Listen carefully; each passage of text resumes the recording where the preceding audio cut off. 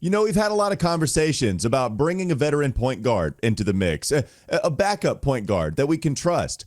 Maybe this very point guard, Chris Paul. Should we bring him on home? Okay, we've had this conversation for about 10 years now. Should we bring Chris Paul home? And then we'll give you another mock draft all today. Locked On Hornets.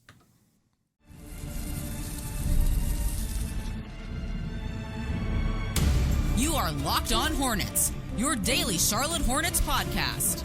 Part of the Locked On Podcast Network, your team every day. In a minute, cuz we live.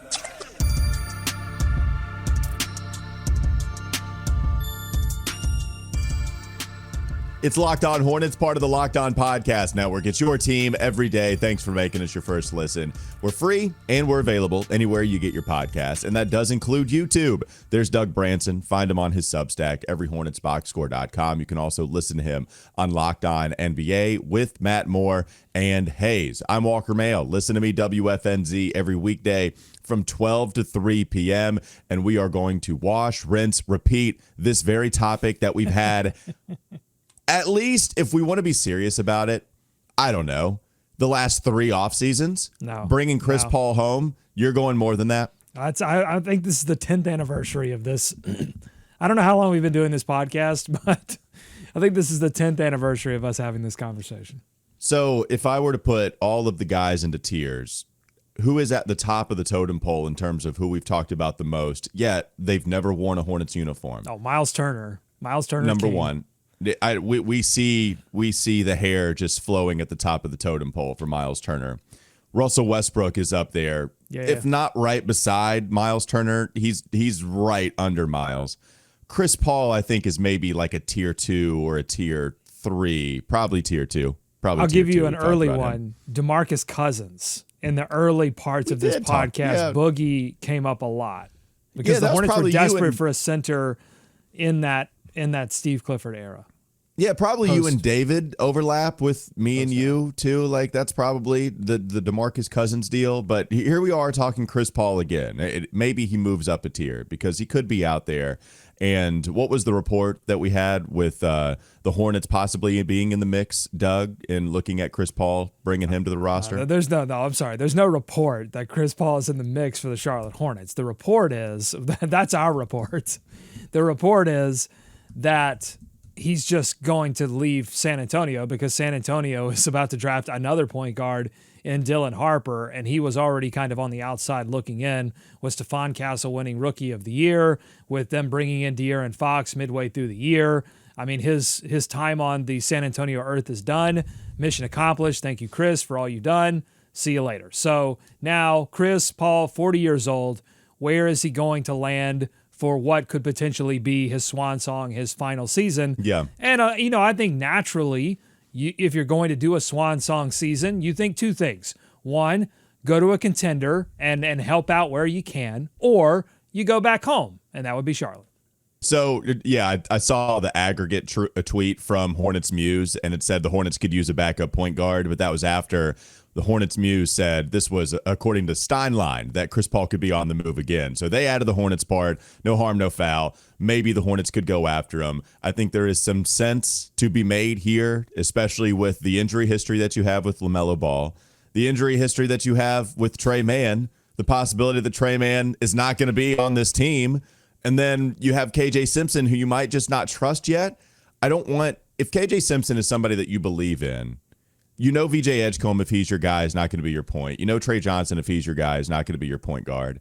You have a couple of options there early in the second round. I don't know if they're going to go point guard with 33, 34, trade up for a guy. That doesn't – just the guys in that range, I don't think they're going to take one. Possible, but I don't think they're going to take one. So KJ Simpson is really the only one where you would ask, are we comfortable taking the basketball out of his hands? And I think if you want to win basketball games, even with Chris Paul being 40, he's very old. He's 40 years old. He's a man, okay? I still think that he can help you win basketball games. And here's the biggest reason why I could be sold on Chris Paul in a Charlotte Hornets uniform after seeing him early in his career in a New Orleans Hornets uniform. Ugh. Because the Hornets' half-court offense last year was ranked dead last, Doug. Dead last. That passed the eye test. That passes the smell test. Their half-court offense was dreadful. Now, you look at what they were talking about on the broadcast last night between the Pacers and the Knicks, I think it was Reggie or Stan Van Gundy who said this, but they said your point guard dictates pace more so than your head coach does, right? And I think that makes a lot of sense, especially when Tyrese Halliburton is the conductor of an offense. It makes a lot of sense with LaMelo being the conductor of an offense. So, okay, great. It's a very different style in how you conduct your offense with LaMelo and Chris Paul. But I don't think that's a bad thing. One, you give defenses different looks, and then you bring Chris Paul in to help you in the half court where they were dreadful last year. Just a smart organizer. Spurs paid him $10 million last season.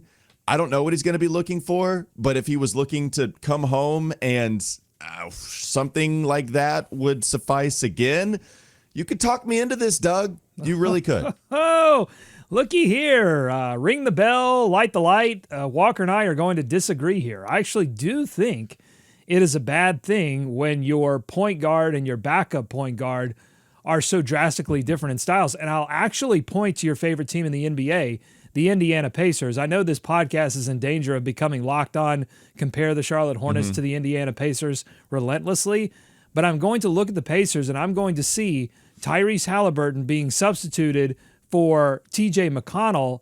And while obviously talent level, they're drastically different, they keep a pace and a style of play consistent across first, second, and third units on that team. And I think that's important because if Indiana has taught us anything, it's that teams that can find a way to play and maybe even a different way to play than everyone else and really commit to that and be able to be consistent with that through every minute of the game, then that's a way to win. And so I just don't know if having someone that drastically changes up the style is that would actually be the reason that I wouldn't do this. I have a reason that you would do this.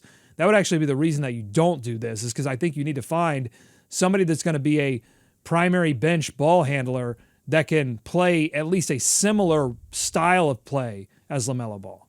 So I think for me, if you look at the Pacers with Tyrese Halliburton off of the floor, TJ McConnell is not, I don't have the pace numbers with McConnell at the lead, but it does seem to bog down a little bit with McConnell or Nembhard being your primary ball handler. While they're all looking up, it does seem to bog down a little bit, but I don't have the numbers to back that up. It's just off the eye test watching them. So I think for me too, if you look at what Chris Paul did last year, I think the assist percentage is still way up. The offensive rating, I think, was 113 for the Spurs with Chris Paul on the floor. That is very different than what you have with De'Aaron Fox, who is this run and gun boom type of point guard that looks to run it as much as possible as well. To be fair, they didn't play a whole lot of games together because De'Aaron Fox got hurt. And so when De'Aaron was traded for, I don't even know how many games he played for the Spurs, but it wasn't many. So perhaps that's not even a sample size to bring into the equation. And fair enough. I think it makes sense if you want your offense to be the exact same with LaMelo out there on the floor or not. I like the idea of having a half-court setter if you need one to give teams different looks. But he's also 40 years old, and if the money gets too high, then I'm okay with passing on him. I think that there is some space. Honestly, we can go to Golden State. When Chris Paul went to Golden State, that was a big conversation. Is this going to work because they do play such a drastically different style with Chris Paul off the floor and with him on the floor? With Steph Curry, it's run and gun. It's a whole bunch of movement. It's a whole bunch of threes, right? And that was a conversation to be had with him as well. So I'm okay with it, but I could understand if you want your backup point guard also to be somebody that plays a lot like LaMelo, as long as they're good and as long as you do have a counter where your offense and your efficiency can go up, that's fine. And I could see why you would feel that way. I don't think the player has to play exactly like LaMelo Ball, and not even necessarily your backup point guard. If you have someone on the roster that can initiate offense in a similar way, or at least, again, find a style of play offensively, and that has to be spearheaded by the best player in your team, which still is LaMelo Ball. Then, again, you're going to get worse when you go to the bench. It's not about the numbers going up or the numbers staying the same, whether it's pace or points per possession or whatever. It's just about maintaining a certain way to play. And I think that TJ McConnell, whether the pace goes down, whether the frequency of transition opportunities goes down with him on the floor, I think it's just like his style is still, I'm going to push this thing into the half court as quickly as possible, get into this offense as quickly as possible, and let's see what happens. So that's why I wouldn't do it. Just really quickly, why I think this would be a good idea is because it would bring some good feelings to a franchise that doesn't have a lot of good feelings around it right now. And while, if Michael Jordan and Mitch Kupchak had done that late into their tenure, I would be like, this is dumb. But I think that Jeff Peterson and Charles Lee have identified players that I think are going to move this organization forward and have a process that I think is a lot better. So if they did this, it would just be a little bit different to me because I think they are focused on building out the rest of the roster the right way. But the main reason is that I think it could help LaMelo Ball shift more towards the Halliburton style of limiting turnovers. We've had this. We had it yesterday when I talked about my Every Hornets box score article on the turnover economy, how teams are successful in the playoffs because they're turning the other team over and they're not turning the basketball over. LaMelo doesn't have a huge problem with turnovers, or didn't at least last season. He was above average, but he could be even better, which would help offset some of the shot selection issues, some of the fouling issues, some of the other issues he has. You can offset that if you become more elite at another skill. Chris Paul, while his turnover percentage has increased in his, sort of senior tour that he's been doing the last couple of years, like this guy is an elite assist to turnover guy over the course of his career. One of the best we've seen until Halliburton came along and started throwing 15 assist, 0 turnover games out. So that would be just having Chris Paul in LaMelo's ear would be, I think, a massive benefit for the Charlotte Hornets. Yeah, that was my last question. How much does that still play? With Kemba Walker as a player development coach, somebody that also is a veteran point guard that isn't sharing the floor anymore, but also is a veteran point guard in the building, and LaMelo is going into his 6th year as an NBA point guard. I think still some veteran leadership from a guy that is 40 and that has played in different eras of basketball now, especially with Chris being considered one of the smartest players that we've ever seen. I still think that you would love that tutelage to be in the building. I will say, how much does it play even with Kemba already here? Are you willing? Basically, the question does become, do you want to spend $10 million, if that's what the price is, just going with exactly what he made with the Spurs? Is it worth $10 million with a team that has limited cap space to spend? Yeah, and that's an answer I don't know. Yeah. No, I don't know either, but I do know that Chris Paul is a bleep hole, and I say that in the most glowing of complimentary terms. He's an absolute bleep hole who gets under the skin of the opponent. And what did we say in the last episode? The Hornets need more bleep holes. Well, why not go out there and get the bleep hole in chief in Chris Paul and have him teach some of these guys, along with Grant Williams? Those guys get together and teach everybody the tricks of the trade to getting under the skin of their opponents and getting in their heads. We teach you how to be a bleep hole coming up next on the Locked On Hornets podcast. I'm a tenured professor in that. Bees everywhere! Doug Branson will hand over his rubric, and then you can follow along. This is what we have for the rest of the year. This is what is about to happen in order to be a bleep hole. We got plenty more to get to. Sitco Satchel time, the big board time machine. I got to tell you, I think we were going to get to it yesterday, but we didn't talk about this. I don't know what mock draft he's going to bring up from the past. So now I'm excited to see what's up to come on this Locked On Hornets podcast. Still ahead.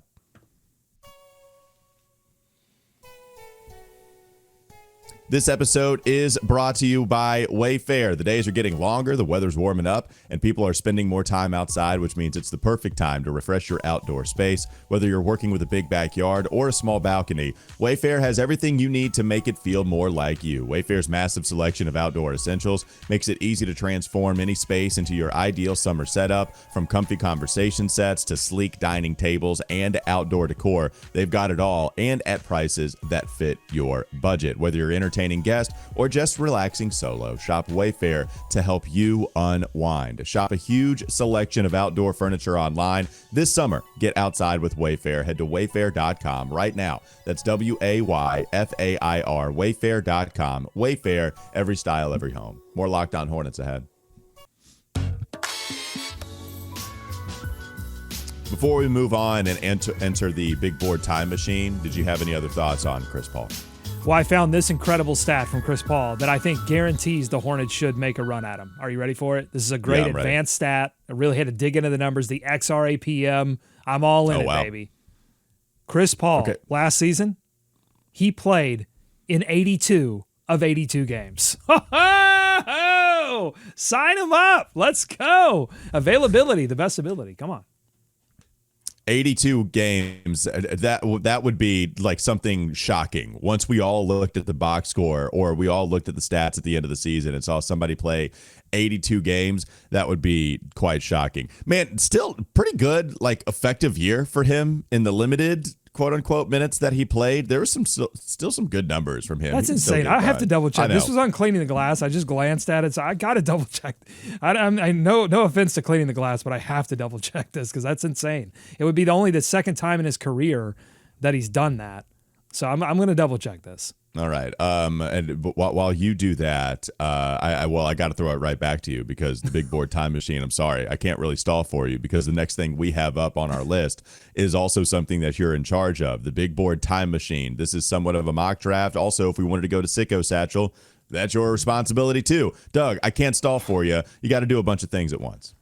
Big board time machine. Well, really quickly, I just want to say that I will be Pat McAfee. I don't know if you saw this. Pat McAfee gearing up the crowd, getting the crowd goosed in Indiana, and he was pointing out celebrities from New York and saying, "Send those SOBs back home." If the Hornets ever make a conference finals, I'm just telling you right now, Charlotte, I will be Pat McAfee. I will grab the microphone and I will tell all those celebrities, I was built for this. I've been training for this my entire life. I will tell all those celebrities to go the hell back home. Okay? That is me. That is me to a T. There's nobody else that could do it better.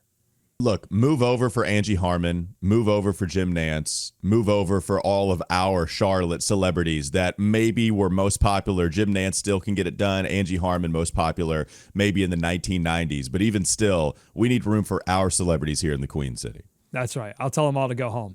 And if you need any evidence, just check out my rant from Locked On NBA last night where I just ranted against courtside fans, my favorite rant of all time. Courtside fans interfering in games like the guy from Minnesota who caught the basketball.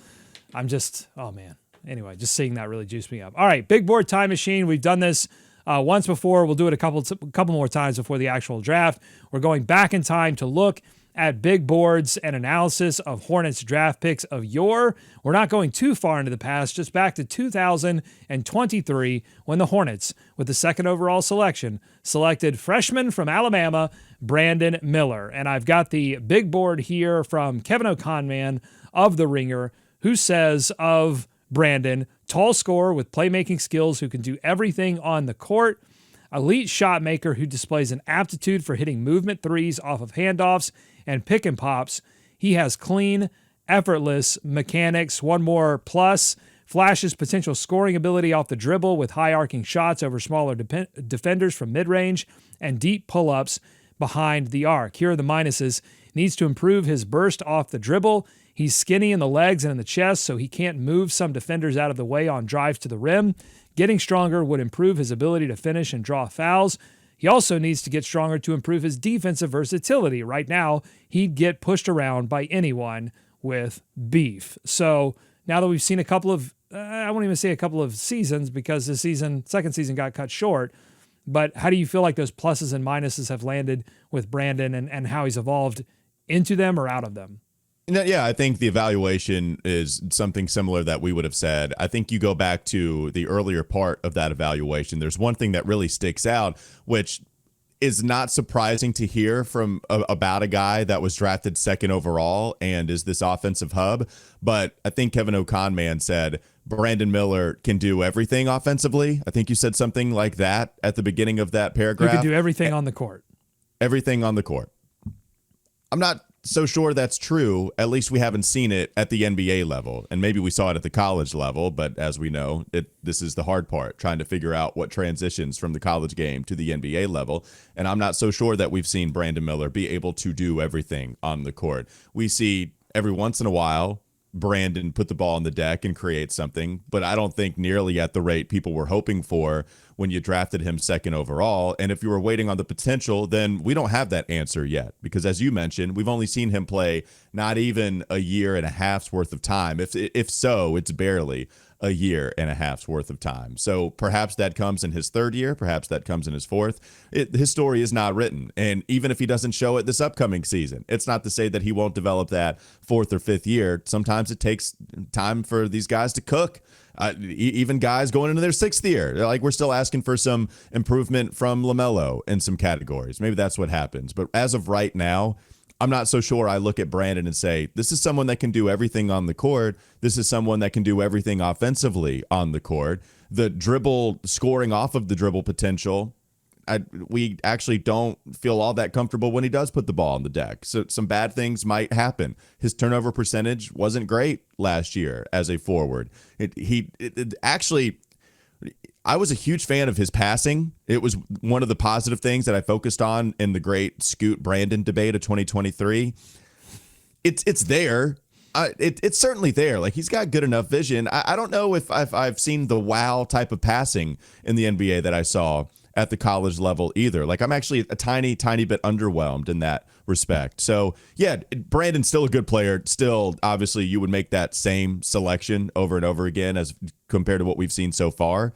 But, you know, we'll see. It really sucks that his season was shortened in his sophomore campaign. Yeah, and it is very much a we'll see. And I think so much of the we'll see is we'll see if he gets stronger and what effects that has on his game. Because Kevin notes here, a crafty ball handler who dramatically improved as an at-rim finisher during his season at Alabama, hitting over 65% of his shots at the rim from early December until March. Well, we just haven't seen any of that at the NBA level, any kind of level of rim finishing like that at the NBA level, and that's part of being a three-level scorer. That's part of being Paul George, his GOAT, if that's what he wants to become. It's doing all of those things and passing, you know, and defending and being versatile at defending.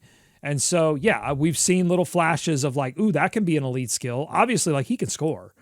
He can shoot. He can. I thought them running more dribble handoff plays for him last season dramatically helped him get open for some of these 3-point shots that he knocked down, and helped him just tick up his scoring efficiency just a little bit more.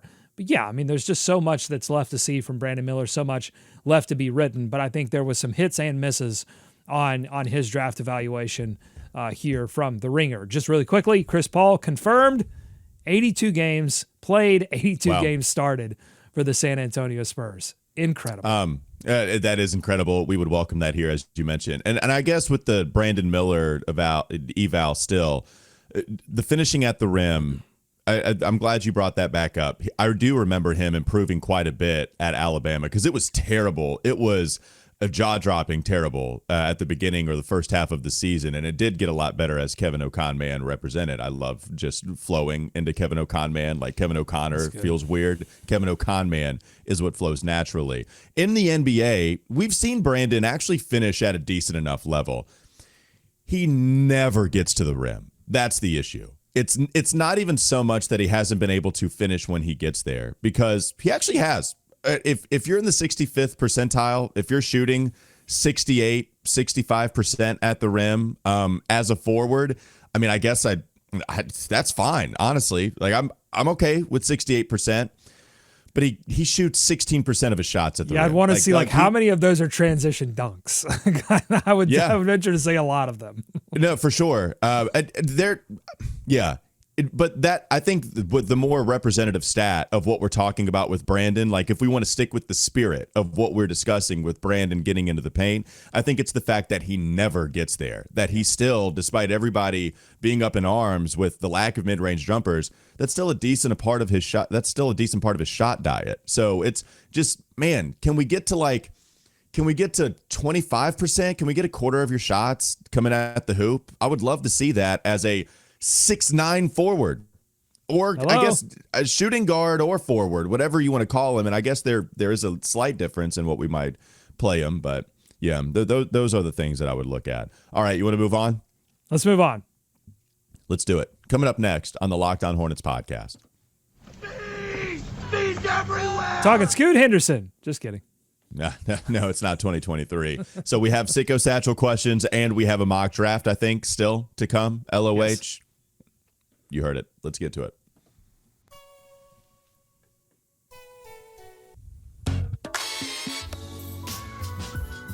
Let's go with the Sicko Satchel, baby. What kind of question do you have for the people here first, Doug?